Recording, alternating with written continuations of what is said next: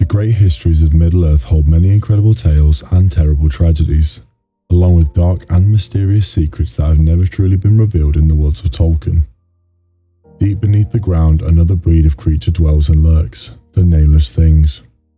Their secret and brief mention in Tolkien's works has captivated audience for decades, wondering at the true nature, creation, and purpose of these beings in the world. Today we'll unravel the shroud surrounding them, detailing everything that we know about the Nameless Things. Greetings all, I'm your guide, the Archivist. Today I'm going to cover the Nameless Things, their potential origin, their mention in the world of Middle-earth, and what purpose they might have in the world. Whilst we know that Sauron and Melkor have been the primary antagonists of the entire world of Middle-earth and beyond for the course of the Three Ages, Middle-earth is full of a vast array of malevolent creatures, monsters, terrors of all kinds, and evil so dark that it stains the very land with its presence.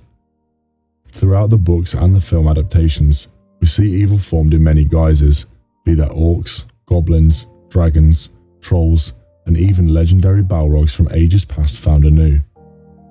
However, there are other, perhaps even more terrible and dark evils mentioned and hinted at throughout the worlds of Tolkien.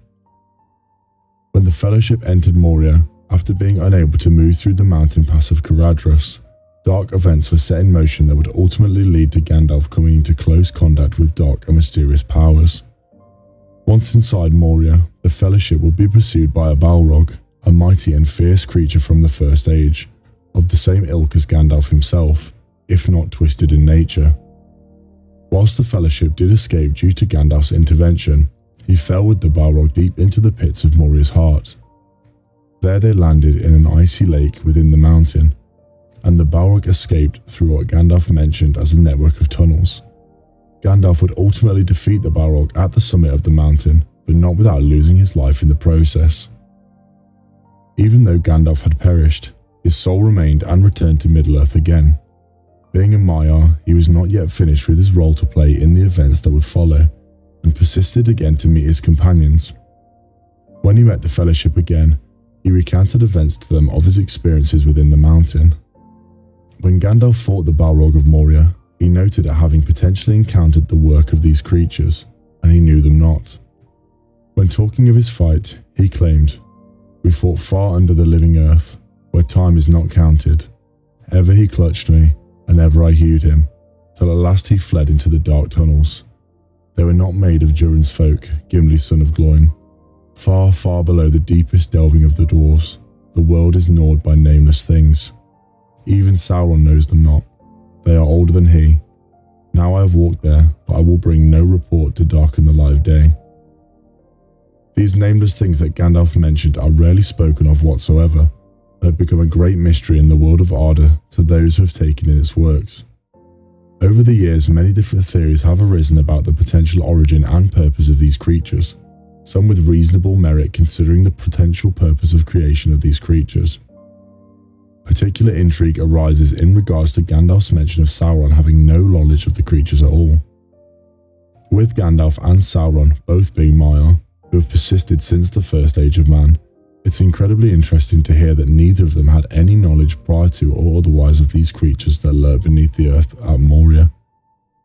This has led to many questions about Sauron's origin, along with his affiliation to his previous Dark Lord Melkor, later called Morgoth. Some consider the Watcher in the water to be one of the Nameless Things, and this line of reasoning does come with some considerable merit when looking into the archives for references of the relationship. The Fellowship encounters the Watcher in the water outside Moria, and once they escape its grasp within the belly of the mountain, Gandalf remarks, "The Watcher crept, or was driven out of the dark waters under the mountains. There are older and fouler things than orcs in the deep places of the world." This statement by Gandalf suggests that he does have some idea about the creatures that lurk beneath the surface of the world, although he seems to have no true idea of their ilk or purpose, at least from what he reveals. This quote does seem to be him referencing the nameless things that have become such a prolific area of discussion in the lore of Middle-earth. The Lord of the Rings books also depicts the Watcher in the water to be far more alien and mysterious than that of the tentacle octopus creature that we see in the movie adaptations, and could lend itself to being of a similar ilk to the nameless things under the surface of the world. Even with the potential appearance of one of the nameless things as the Watcher, their appearance or any real description of them has been lost to the histories. Gandalf's remark of them being nameless says a great deal about the mystery that truly shrouds them, as he is a being that has persisted virtually for all of time since the creation of the world. He is a Maiar who has spent the whole of the 3 ages within the world, with the first 2 ages spent with the Valar, who created most of what Middle-earth later became in the early times. Gandalf, who was taught a great deal by the Valar of the ilk of the world, and even the evils that can befall it. The fact that Gandalf had no prior knowledge about the creatures, considering they partook in the creation of many elements of the world itself, gives a great deal of curiosity to those who would find the origin of these creatures, and potentially leads to a conclusion that makes a lot of sense in regards to their terrible origins. One idea about that would explain the unknown origins of the nameless things was that they were created by Morgoth. There are many writings and passages of script that show that Morgoth created a massive network of caves and tunnels beneath Utumno, where he then worked to bring all the evil in the world to him, and created orcs, trolls, dragons, and all manner of other ill things. If this is the case, the nameless things could easily be another of his dark creations that were never mentioned, or simply never found. Everything that he made beneath his fortress was evil and corrupted, and the nameless things could be another part of his cohort that was never truly revealed, or yet to be uncovered. Sauron did not serve Melkor in the beginning, and could be unaware of some of his creations for this reason, as Morgoth had many dark and terrible secrets that he kept in the cold wastes of his northern fortress. Another string to this theory is that it is well known that the Valar didn't find all of the caverns under Utumno during the War of Wrath before Morgoth's downfall, and so the nameless things could simply have been creatures created by Morgoth that were never discovered. It's well known that because of all the tunnels that were never unrooted, Sauron and many Balrogs actually escaped the destruction of the fortress, and the same could have been said for any number of the other creations that Morgoth had conjured from evil.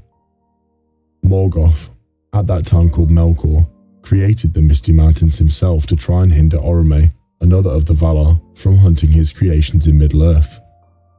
Their creation actually hindered the progress and changed the course of many elf settlers coming from Valinor, and ultimately led to influencing the location of many of the modern settlements in Middle-earth. Regardless, Morgoth creating the Misty Mountains gives more potential evidence of the origin of the nameless things, who reside beneath these very mountains that Morgoth created. It wouldn't be a massive leap in judgment to assume that they were both created by Morgoth, or have some connection as a result. Another idea could be much older and darker at the purpose of the origin of the nameless things. The statement made by Gandalf could be considered in a very different manner, that the nameless things were created during the very foundation of the world itself, at the Ainur Lindale. At the beginning of the world, Eru Ilúvatar created the Valar who sung with them, harmonizing to create the world of Arda and shape the very essence of the world itself. However, there was one amongst the Valar who did not agree with the melody and wanted to create themselves, and this was Melkor. He sung with discord in the music and created evil in the world as a result, out of line with the music of Eru.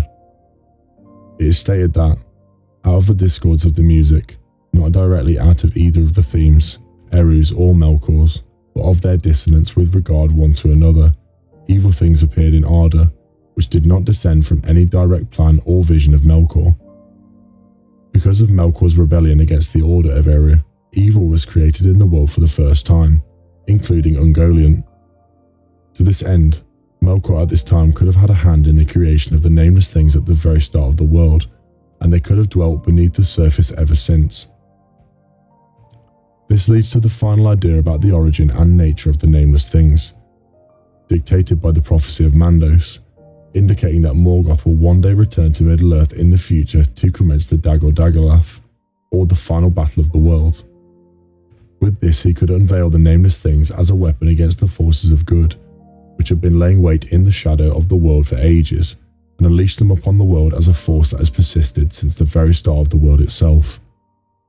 Whilst this theory may not have any direct merit, it seems one way or another there is credence that Morgoth may have had a hand in the creation of the nameless things beneath the earth. And so I have now covered the content for this video, but if there's anything that has been missed, please share them in the comments down below. If you enjoyed this content, please remember to like the subscribe and like waystones down below. Na luego vanadvan. Until we meet again.